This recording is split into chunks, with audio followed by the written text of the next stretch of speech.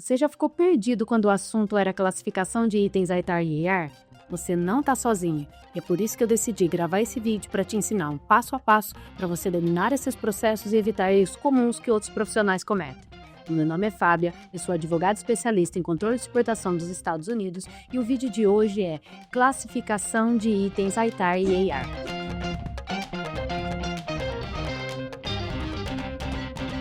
Então vamos começar do básico. O que é uma classificação ITAR e EAR?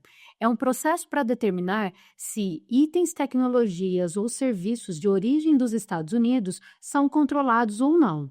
E por que fazer a classificação é tão importante? Olha, são vários os motivos, mas eu vou citar aqui para você 3. 2 são técnicos e 1 é processual. O primeiro porque é a partir da classificação que você vai identificar qual é a necessidade de solicitar uma licença de autorização de exportação. O segundo, porque é a partir da classificação que você vai identificar qual é a agência reguladora que administra aquele item, ou seja, se for a ITAR é o DDTC, se for o EAR vai ser o BIS. E o terceiro motivo é porque a classificação é o primeiro passo, e se você errar aqui, significa que todos os demais processos também estarão errados, o que na prática significa violações, assim, no plural mesmo, e quem já acompanha o canal sabe que as consequências são severas. Bom, então agora que você já sabe o que é a classificação e qual que é a importância dela, vamos começar pelas listas. Os itens controlados pelo governo dos Estados Unidos estão descritos em 2 listas, a USML e a CCL. Na lista USML, ou seja, na lista de munições dos Estados Unidos, estão descritos todos os itens que são considerados artigos de defesa, ou seja, que foram projetados com propósito militar. Aqui a gente está falando de armas de fogo, de munições, de navios, aviões e tanques de guerra, por exemplo. Já na CCL, ou seja, na lista de controle de comércio dos Estados Unidos, estão descritos todos os itens EAR, ou seja, aqueles que foram fabricados com propósito civil, mas que também podem ser utilizados com propósito militar.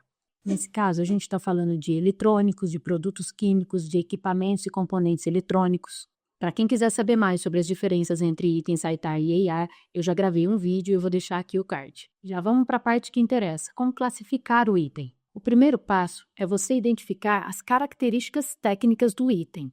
Ou seja, na hora que você pega aquele item e você vai enviar, você vai olhar para ele, você tem que saber o que é esse item, qual que é a funcionalidade dele, para que ele serve, quando que ele vai ser utilizado.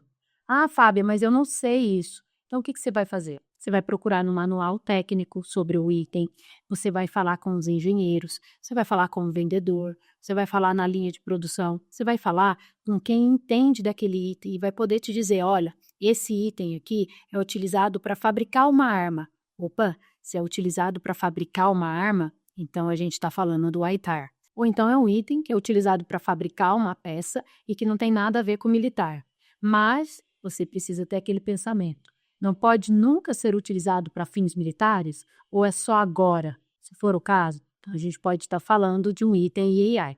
Bom, em resumo, você precisa conhecer o item que você está enviando. A minha dica aqui é você sempre desconfiar, perguntar mesmo, ser chato, sabe? E falar, peraí, será que esse item aqui é um item militar? Será que ele pode ser utilizado para um item militar, para fins militares, na verdade? Mas por que eu estou te falando isso? Porque um item ITAR é mais fácil de você identificar.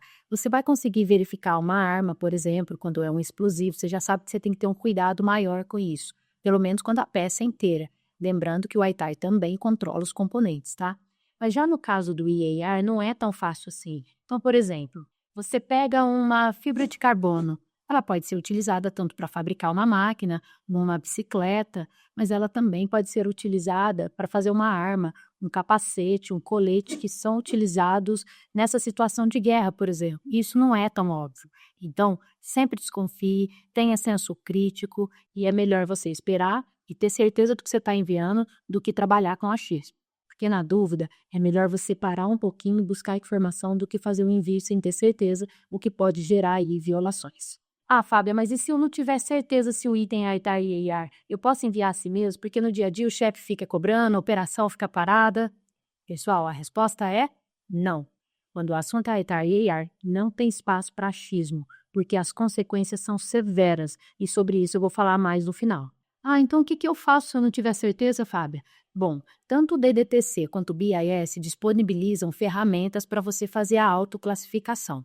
Você também pode buscar falar com o seu fornecedor ou com o seu distribuidor para pedir para ele a classificação. Na pior das hipóteses, se você tentou de tudo e não conseguiu a classificação, você pode entrar em contato com o DDTC e com o BIS e pedir para que eles classifiquem para você. Mas, pessoal, essa é a última alternativa, tá? E outra, leva um pouco mais de tempo. Então, se você tiver urgência, procure um especialista, vá falar com o departamento de compliance para você fazer essa classificação. Mas, de novo, se você não tiver certeza da classificação do item, não envie, combinado? Bom, você já sabe o que é o item, para que ele está sendo comprado, como ele vai ser utilizado, quais são as informações técnicas essenciais sobre ele. Agora, a gente vai encaixar essas características na lista. A lista USML é composta por 21 categorias. Já a lista IAR é composta por 9 categorias, 5 grupos e um número que define as razões de controles que são feitas em razão do indivíduo, da entidade ou do país de destino para onde se vai enviar o item. Eu já falei especificamente sobre a ITAR e IAR nos vídeos no meu canal. Eu vou deixar o link aqui na descrição para você assistir depois. Uma coisa que você vai perceber na hora que você estiver fazendo a classificação é que essas listas têm descrições super detalhadas, milímetros, circunferências, altura, tipo disso, tipo daquilo. Então, se tem uma notícia boa que eu posso te dar sobre a classificação dos itens, é que não tem como um item estar na lista ITAR e no IAR. Ou vai ser um, ou vai ser outro, combinado? E o que você faz depois que você classifica o item, ou seja, depois que você identificou se ele é ITAR ou IAR? Aí, você vai verificar a necessidade de uma licença. Então, vamos lá para a primeira dica. Se o item for ITAR, obrigatoriamente você vai ter que pedir uma licença. Não existe nenhuma possibilidade de você enviar um item ITAR sem licença. Mas se o item for IAR, aí vai depender. Nem sempre tem a necessidade de uma licença. O que você vai precisar avaliar é quem é o usuário final, como esse item vai ser utilizado e para qual país de destino que esse item vai ser enviado. Aí você vai cruzar essas informações, ou seja, entre a CCL e as razões de controle para identificar se precisa de uma licença. Bom, se o ITAR precisa de uma licença, você vai pedir ao DDTC. Se o item EAR precisa de uma licença, você vai pedir ao BIS.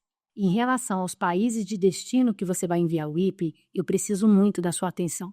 Existem alguns países que os Estados Unidos não fazem negócio de maneira nenhuma, e existem outros que ele faz um negócio ou outro. E em relação aos países de destinos que você vai enviar o item, é muito importante que você saiba que os Estados Unidos mantêm várias listas, inclusive de embargos e sanções, para evitar que os itens dele sejam enviados para países com que ele não faz negócio ou que ele considera que não sejam seus aliados. Eu já falei sobre isso nesse vídeo aqui, mas o que você precisa saber hoje é: existem 5 países que não se envia absolutamente nada dos Estados Unidos, nem roupa.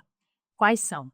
Coreia do Norte, Cuba, Irã, Rússia e Venezuela. Ou seja, se o item que você vai enviar, seja ITAR ou IAR, é para um desses países, fica super atento para tudo que você está fazendo e vai buscar informação, porque provavelmente você não tem autorização para fazer esse envio. E Fábio, o que acontece se eu enviar o item achando que é ITAR e ele é IAR ou vice-versa? Bom, na prática, isso significa violações e as consequências são severas.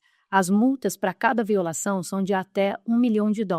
Já as penalidades para a empresa, por exemplo, vão desde pagamento de multas, perda de privilégios alfandegários, como danos à reputação, o que é irreparável. Ah, Fábia, mas eu não tive culpa. Pessoal, tem um termo utilizado nas regulamentações da ITAR e IAR que chama Strict Liability, ou seja, responsabilidade estrita.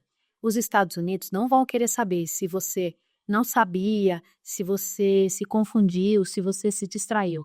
No final, eles vão te responsabilizar pela falha no controle de exportação dos itens deles. Aliás, eu fiz um vídeo recente sobre um caso real da RTX e eu vou deixar o card aqui. Ah, Fábio, entendi. Então eu pego todas as informações do item, faço a classificação, identifico qual que é a agência reguladora e peço a licença e finalizei. Não, ainda não é o final, porque você precisa registrar tudo o que você fez. Por quê? Porque quando a auditoria chegar, vai estar na lista dela um tópico só de classificação e ela vai querer saber como você faz a classificação.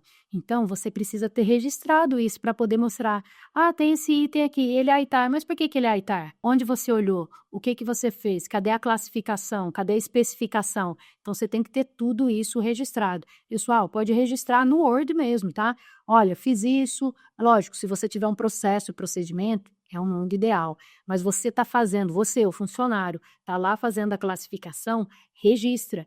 "Olha, no dia tal, falei com tal funcionário, é isso aqui", e aí se encaixa com o ITAR, por exemplo.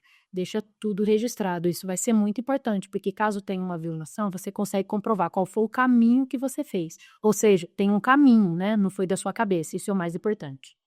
E falando nos erros que as empresas mais cometem, aqui vão 3 clássicos. O primeiro é fazer a classificação de maneira apressada, sem as devidas informações técnicas. O segundo é ignorar as atualizações das listas de controles dos Estados Unidos. E o terceiro é não considerar o país de destino final para onde o item vai ser enviado. Então, recapitulando: identifique, consulte, verifique e documente todo o seu processo de classificação de um item, seja ele ITAR ou EAR. Por hoje eu fico por aqui. Se você quer continuar a aprender sobre a ITAR e EAR, já se inscreve no canal e aproveita para maratonar os vídeos que eu comentei aqui. Te vejo lá.